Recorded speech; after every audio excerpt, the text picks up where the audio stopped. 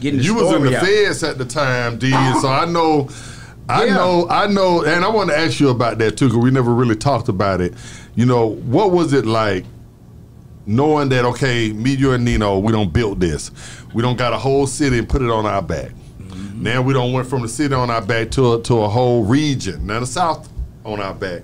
From that, because it was different steps. It was Atlanta, I mean, it was Georgia, South, then national. Now, before Straight from the Deck, you got to understand, Ghetto Mafia was already out underground for 5 years. Right. When we was just hopping in the van, driving around city to city, you know. But you was in the feds at the time when Straight from the Deck had Blue. Which took us national. Right. I was actually how did you deal with that, knowing you sitting in the feds, you got 10 years, and your record, I'm talking about, D might have went in on a Monday and the record blew all the way up on Tuesday. Yeah, it already nationally. Yeah. It was just that, because when he went in, it was already, the trajectory was already going. It was taking off, yeah. But you didn't get to experience it on the outside with us. What was it like, I had to live through y'all. When I call y'all at home, hey man, what's going on? Woo, you know, because I was still handling business every day, you know, from in the feds, you know. That's what I was known for. Everybody like, oh, where Big D at? Yeah, I know he on that phone. Yeah. I was staying on the phone all day in the feds. You know, back then you could be on the phone. See, guys that's it, you know, in the feds now, they know you got like so many minutes a month you can be on the phone now. When I was in the fed, it was unlimited.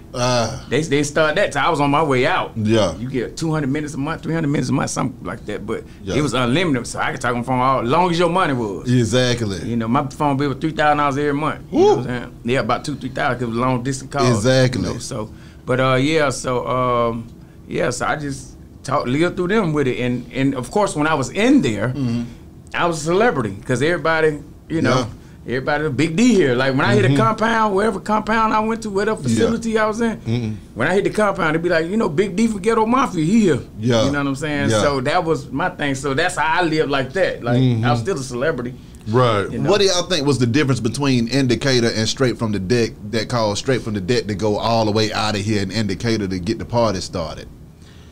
Whew, Straight from the Deck, boy, it was just an animal. It was just different. Because Indicator was my song. A lot of people's songs. I'm an Indicator guy. Yeah. But Straight from the Deck was a monster, man. It was just the 2-word rhyme. And now we talk about 2-word rhyme because I never talked about this before. I always wanted to talk about this. Like to this day, these younger cats, they don't understand where the 2-word rhyme came from. And they use it. I listen to these cats and I be like, okay, they might have got it from Nicki Minaj. She did a couple songs like that. You know, did it. But back then, DMX did it back then after we did it. Yeah. You know, so everybody kind of did it. I remember that song. Yeah, Rick Ross did a song. He was using the 2 words. And everybody done did it. Right. You know, they came up, came down, stayed down, grinded along, stayed real, caught the clown, took the crown with the steel. You see what I'm saying? Exactly. We were the first person did it. It was just something special with that particular, how that went. And everybody did it. So when I seen everybody did it after that, everybody did. P. Diddy got a whole song, Come With Me. I told him that Pastor Troy that Troy did assault, rifle, thou shalt not kill. That's all. That's just after Straight from the Deck. After Straight from the Deck, everybody did it. Well, and see, these young cats don't know where it come from. Exactly. Let Wick tell it though. He taught me how to podcast as well, so it's kind of hard for me to even deal. Let Wick tell it. So it's hard for me to believe all this stuff. I taught you how to podcast behind. If it wasn't for me, you wouldn't even be here. Thank you so much, Wick. The world wouldn't be here if it wasn't for Wicked. But then I started. Wicked been podcasting for a long time though. Yeah, no, he been working here. We got to celebrate our anniversary of this thing, Wick. Even though I don't like your ass, we've been doing this shit for about 2.5 years now. You know, it's 5 of us from Decatur in here today. You know. But now I got my nigga Fufu in the house. I got my Camerton Road fam in the house. He gonna get and we 2 big black brothers in here. Y'all, it's gonna go down. He gonna mysteriously be in the bathroom or something when we get on your head. He got 10 toes. He got 10 toes. He gonna stand over. Where you are, bro? Man, my back was hurting. I want to ask you something real fast, man. Do you got anything else left about the movie? Because I wanted to jump in the circle. We were talking about the Fed stuff. And on my way here, I had just saw that that Young Thug's brother had just taken a plea deal. So they just now let him out. So the other guy, Gunna, he got out like last week. And they had some stipulations, to his release, meaning like if they called him that you know, he said he would testify, but he didn't have to testify anything up against the gang. But now, somebody sent me a clip when I was saying, well, you know, this is what I was saying. I was like, well, they let him go. I guess he didn't have to talk. You know, he didn't say anything. I was under the impression, I saw a friend of mine named OG Pistol.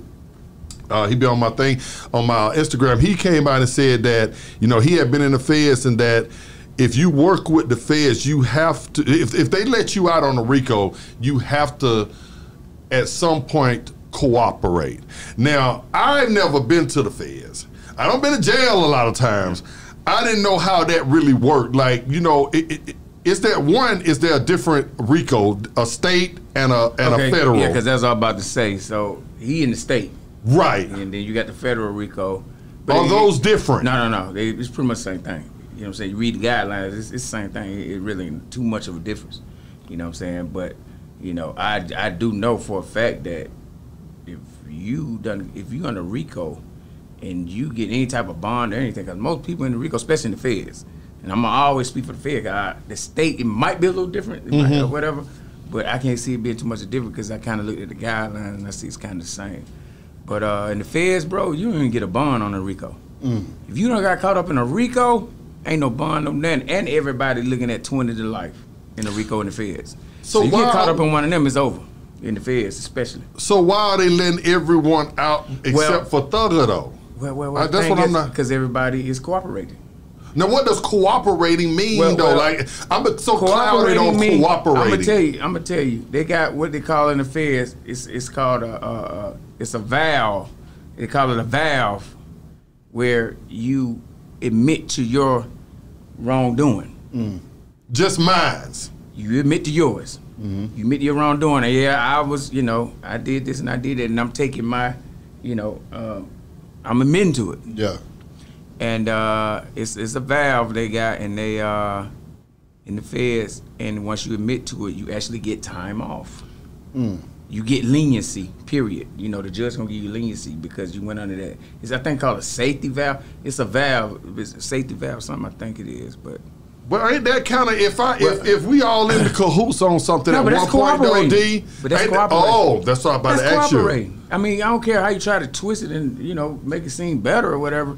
Because once you admit to what you're doing, that means all the other guys in your RICO, you know what I'm saying? You pretty much just said, hey, you know, they was doing the same thing too. I mean, how you admitted to everything you did and then they did something different?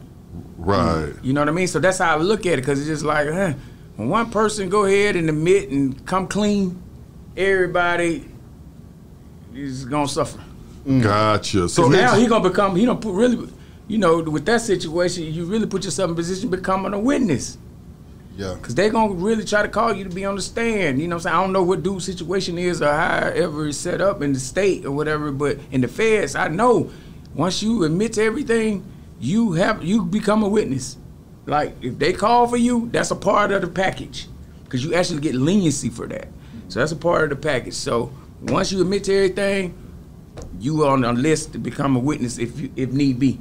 Meaning, if one of these cats go to the trial, you're gonna be going up there against them, saying what his role was and what he did, because you already admitted to yours. So they don't let out everybody. Is there a chance, D, that by you knowing the rules that maybe Thug can, you know, say, you know what, hey, I didn't do what y'all say I did, but I did a little something wrong. Can he take a deal and everybody just out on the street and start back over? Let me tell you how that works. The last man the one to get it. So you better start lining up, you know, telling what you know now, if you want some type of leniency or you're going to get, you know, any type of credit for it. Because the last man going to get it. What you just said. If Thug the last man standing and he don't never say nothing or admit nothing, then he wasn't going to catch it all the time. You know what I'm saying? He gonna get, that's kind of what happened to Meech. You know what I'm saying? If you look at it, like, it's a couple of guys in his situation that, you know, was, you know, they admitted their guilt. And, you know, and they're saying, but Meech never went to trial, so you never seen nobody go up and get the stand. Oh. I think he started the trial, stopped it or something. Like, he didn't go all the way through with it or something. He started and stopped something, whatever it was. But, yeah, like, but a lot of them guys admitted, all of them didn't, but some of the guys just admitted to what they did. You know what I mean? And which, you know, makes him a witness now. He's like, okay, well, if this guy go to trial, you know, we gonna need you. Right. Type of thing. So it's just, you know, it's Thug, if he just try to, you know, hang in there and be like, I'm still sticking to my story. I don't know how it's gonna work out. It probably ain't gonna be good unless his lawyer, you know, some tricks he can pull off, you know. Do you think that the feds is gonna come right behind the state and round everybody up again anyway? That's what they normally do. And see, that's what people don't understand. Feds usually pick these type cases up. It's just depending on, you know, how interested they are in it. You know, depending on how interested they are in it. You know, if it's something they really want to, you know, they feel like it's something they really want to entertain, or how much noise y'all was making criminal-wise, because we knew y'all was rappers, but criminal-wise, how much noise was you making for us to take interest in you? Wow. You know, but I thought that was double jeopardy, D. I thought that once, like, no, so once jeopardy. they put, once I feds pick your plead case out up. to a RICO on the state level and say, okay, yeah, I admit I might have did this right here.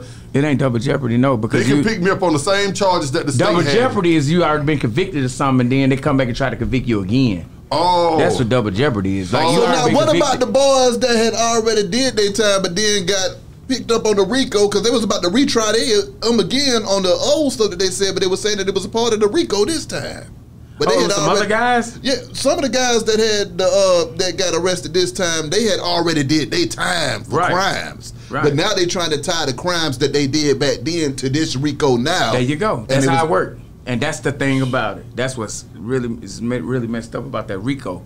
Oh my goodness, because you can bring in old stuff, and it's just like. But I can go back to jail if I was in that organization. Absolutely. I shot somebody. I did my 10 years. I'm out of jail now, doing good. Oh, now they don't pick them up on the RICO. That's double jeopardy if you did time for it and all that. For that particular charge. For that particular charge. But you might be tied in with something else. That with the RICO. Yeah, with the RICO, it might not be that charge. So I can go back to jail on. Because it might not be that charge that you did the time on. It might be something else you did that they be like, okay, so we're gonna bring you in on that with the RICO. Because they didn't know that at first. They just knew about the one they charged you with. So now here you is, so came in on the RICO because now they just found out you was a part of that. So that's a whole new charge. But they can't, no, you're right, they can't. The other charge you already did time on, they can't. That's double jeopardy. They can't do nothing with you. They can't do nothing with me on that one. No, but they can give me a new RICO charge. That's crazy. And first of all, because like murders and stuff like that, ain't no statute of limitations for that type of stuff. So it can go back 10, 15, 20 years. You know, a lot of stuff is statute of limitations. So they, you know, they only got so many years where they can convict you know, to get you, you know, to convict you. And yeah, but murder and stuff like that, ain't no statute of limitations. So it'll be 10 years later, man. Oh, you was a part of that murder? Okay, you think you finna go home now because you just did time for that? Oh, no, we just got you on another murder. That's a whole new charge. So what do you think should have happened during that situation then, for it to have the best outcome for all of the defendants? Well, the only way, and it is almost impossible, I'm gonna say it though, the only way that they even have a chance of winning, anybody winning their case, is don't nobody say nothing. And that's virtually impossible. You know why is that impossible though, D? I mean, that's the street code. Everybody not gonna hold up to the street code, bro. I'm gonna tell you right now, you would have 20-some people. I guarantee you, if not half, 40% is gonna cooperate. How do they get them to cooperate though? That's another the easiest thing in the world. What? You said, I'm gonna tell you, it's psychology with these people, man. They know.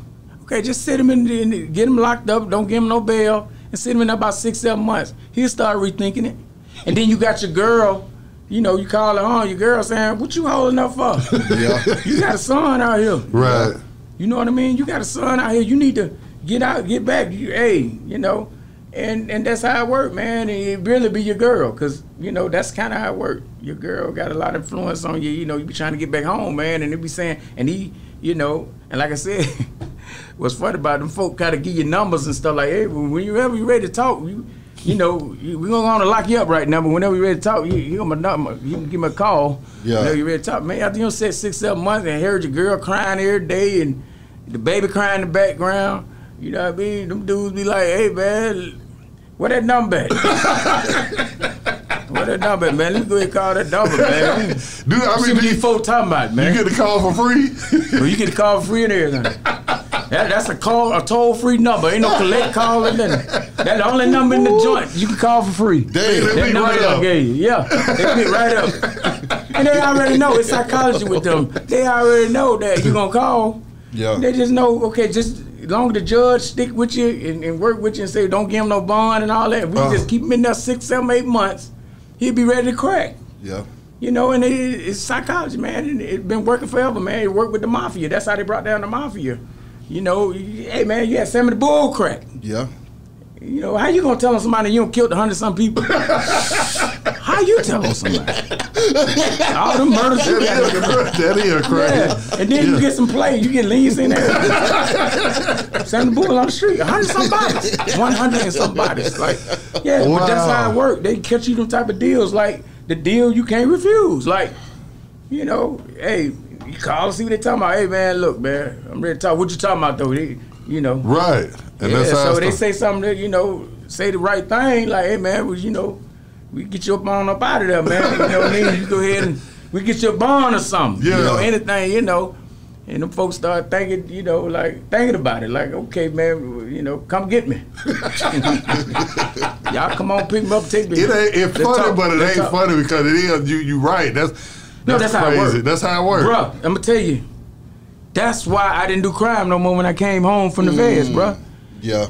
Because at that point, when I seen how everything worked, I'm just like, bro, let me tell you something, ain't no loyalty. Yeah. You can't even demand no loyalty for somebody that done sat in that 8, 9 months in jail. Like, you still in the county at this point. Oh, that's the worst time you can do. Yeah. We get on down the road, it's a little more, you know, you got a little more room. But you in the county, man, you locked up in a room all day long, about this big, you know what I'm saying? Right. All day long, you know, with a whole bunch of crazy guys. Yeah. You know what I mean? Yeah, but yeah, man, it's all psychology with them. Like I said, man, they know after 6, 7 months, man, you know, you gonna be ready to comply. Wow. You know, and I'm telling you now, we talking about 40, 50%, if not more.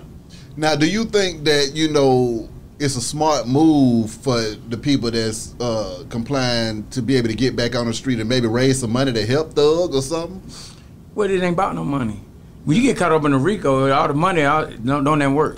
Yeah. I guess y'all seen Thug case, and he was trying to offer all kind of money and deals, and something about $1 million worth of security at the house, and he's supposed to be trying to stay at the house on his bond and all that, and they turned all that down. Yeah.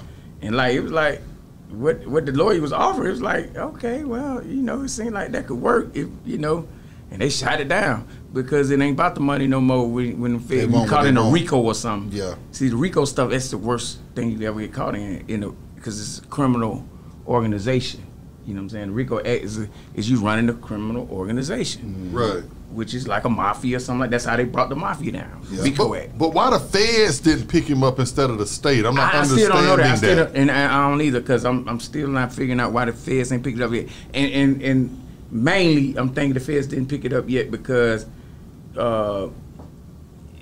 they might not have that much interest. The feds usually interest stuff if you rich, super rich, and you've been doing criminal activities. See, them boys had legal money too. Yeah. Oh. You know what I mean? Now, if you were just some guy that nobody never don't know where your legal money come from and nothing, and you out here, you know, buying houses and cars and all this real estate. See, the feds, when they come get, they usually want to take your stuff. Yeah. They ain't gonna be able to take his stuff because he made too much legal money. Yeah. Oh, Yeah, gotcha. see, when they come in, they be like, he got what? Oh, okay, he been doing what?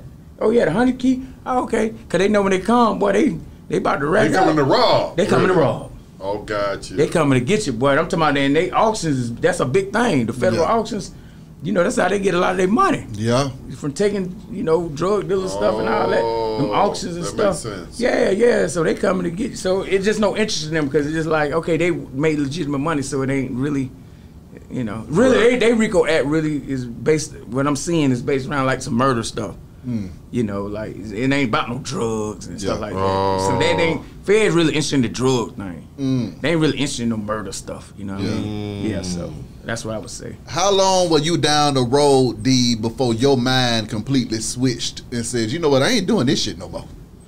Oh, bro, that's what I said. When I first got in there, seeing how and heard all the stories and everybody case and what happened, you know, because everybody tell you their story. And man, I just like, I'm no longer doing crime. It wasn't a hard, you know, call for me. Yeah. Because I'm just like, there's no more loyalty because everybody telling. Like, you know, everybody who was in there because somebody told them. 95% of the guys that was locked, that was in the feds with me, was in there because somebody told them. And then it just go back to what I was just saying. There's no loyalty. Like, you sit them guys in the county jails for 6-7 months, man, and give them that number, man. Most of them guys gonna call that number after about 6-7 months. I'm gonna hear that girl crying, the baby crying in the background. Yeah. Now this stuff is wild, man. I mean, it's just crazy watching all of this stuff unfold, and you just don't know which way it's gonna go by the end. No, it really is, man. You know? It really is. And then I understand how it works. Yeah. So me, when I look at it, you know, I'm looking at it from a different scope because I'm just like, oh boy, y'all boy really into something right now. Exactly. You know what I'm saying? Then I'm seeing guys getting out of jail and all that, and I understand how that works. Yeah. I'm like, you ain't just got out of jail. Yeah. You ain't the only one that got no bond. You know, just got a bond or whatever, or especially you ain't get no bond. Oh, they just let you out. No, you need to really look into this. Do you think it could have been a case that Thug said, you know what, they about to get me, y'all just go ahead and cop a plea and I'm about to just go ahead and fight this thing and at least y'all can get the hell on? No, I don't think Thug said that. No, he ain't said that. He was said that. When he said, I don't think he ain't said that. First of all, because they probably ain't communicating. See, that's like the number one thing they do. It's hard for them to communicate. So if they might be communicating through people, through the phone, or whatever, but them phones still tap. So there's only so much you can say on the phone. Exactly. So it's like, how you communicate? When your mail come in, all that's looked at, like, so you really can't, and that's what I'm telling you, the system is, it's psychology, man, because they got that thing locked down. So you know you can't, how am I communicate with Thug? I can't even communicate to him when I'm, you know, how I feel, what I want to do, because they look at my mail and they listen at my calls. Right. So, you know, they caught up in that situation. So it's like, you know, you don't know how he feel, you know, where his stance is. So at that point, I guess you can only look at how you feel. Like, what your girl talking about on the phone. You know what I mean? Yeah, right. You know, you don't know how Thug feels. So, and Thug don't know how they feel. Yeah. Thug finding out how we finding out. You're like, oh, really? Dude going home? He found out how we find out. Trust me. You know what I'm saying? And and that's kind of heartbreaking. It's got to be heartbreaking for him because it's just like he's seeing everybody cracking up under him.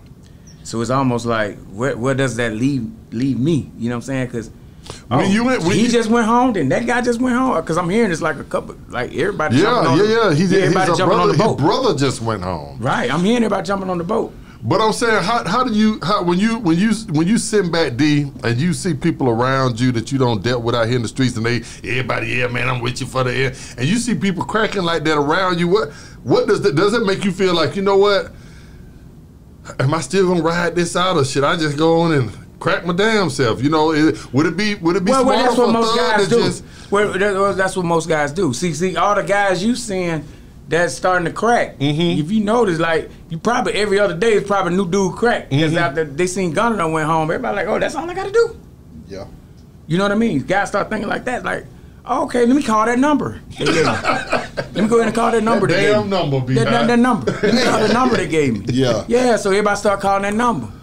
So now Thugs, you know, he's starting to hear every other day somebody new going home. You know what that means. He know what that mean. They all tearing away from, you know, holding up. Like, everybody just don't hold up. And then so how he end up handling it, like I said, because he mess around and get stuck at the end, he's just gonna be stuck. Like, so when you get stuck at the end, they don't then you can't clap a plea in. Nah. So he got to make a decision now, or you ride with it. I think he's gonna take it to trial. Well, I think he really, at this point, I think all the fingers can point it at him anyway. So it's one of those type situation, like, if everybody's saying, yeah, because that's what they want. When these people come get you, they want the guy at the top of the tree. You know, Thug is the one at the top of the tree. That's who they really want. So if they can get everybody just point a finger at him, okay, y'all go home, y'all go do what y'all do. Just make sure we got him nailed to the cross, you know what I'm saying? And that's kind of how it goes. So it's like, that's the man they want. So, and they getting everybody to come on in, you know, so. The best thing I think somebody in a situation like that to do is just go ahead and after you see everybody falling off like that and cooperate, just go ahead and cop a plea. Mm-hmm. You know what I'm saying? Because you go to trial, you get a stiffer sentence. But they saying they not even allowing Thug to cop a plea. Oh, is that what they saying? That's what I think I heard. It's like oh, wow. I was hearing that they didn't even want him to cop a plea. They were like, they trying to get everybody else so they can get him. Oh, wow. Well, see, that's a whole nother situation. Because he probably would have been copped and got out of there his damn self. Yeah, because if he got in early and start pointing out his fingers, you know what I mean? He probably been at home too. Who he gonna point at though, D? Man, that's the thing. When you the man, when you at the top of the tree, you got the tree, boom, you got the man, then you got the tree go down. You 3 right here, 2 right there. Yeah. And that's how everybody. Yeah, so when you the man, it's kind of hard for you to, unless you just do like, you know what I'm saying? Nino Brown. It's bigger than Nino Brown. It's bigger than me. So you gotta go to the government officials and the police and the government right officials. Off the rip, like Nino Brown did. He's supposed to say, "Hey, look at here. I created it. I did it, but I didn't do it by myself." Yeah, that guy right there did this. That guy right there did that. Now, if he would have went in like that, he could have saved himself. Right. Yeah. That was the only way he would have been able to do it. But he would have been looking so crazy to the world and to they fans. Right. He'd been looking so crazy. He would have been finished. Like nobody would have been like, this dude just went out like Nino Brown. You know what I mean? Your whole career, everything done. People like Nino though. People yeah, but not in real life. Not in real life. Not in real life, bro. Oh man, that was no, but you hit it on the head with the Nino Brown thing. Yeah. That's the only way it would have worked for him. He would have had to come out on the top and just point fingers at everybody who did this and that. Yeah, so he kind of might get stuck with it all, you know. My God. Well, with that being said, one more again, this Andre Rison movie. How can these folks get their hands on this thing? Hey, man, all they got to do Friday night at 8 p.m. Yeah.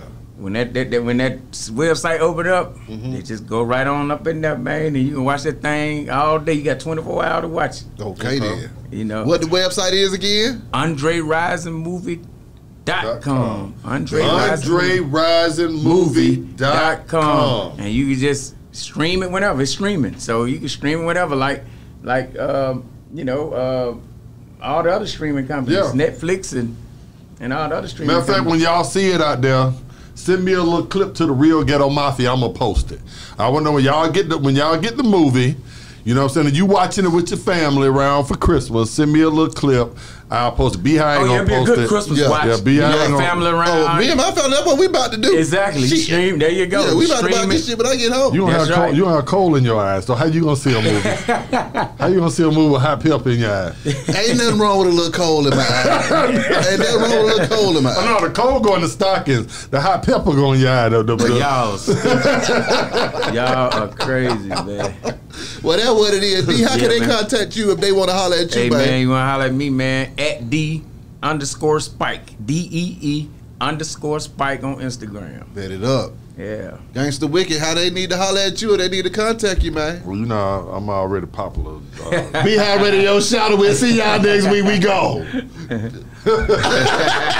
going to put y'all in the metaverse. Who first?